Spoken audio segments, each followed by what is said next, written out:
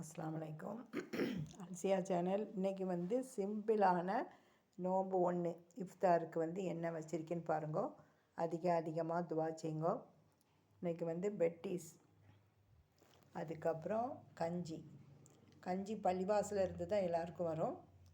அதுக்கப்புறம் orange juice, dates, அதுக்கப்புறம் வடை, எள்ளு மிட்டாய்.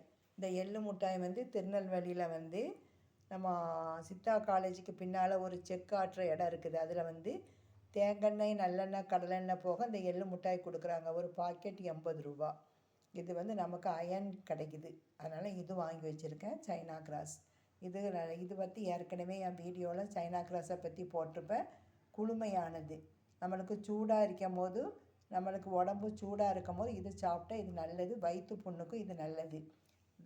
இன்ஷா அல்லாஹ் நாளைக்கு ஒரு வீடியோ போடுறேன். அஸ்ஸலாமு அலைக்கும்.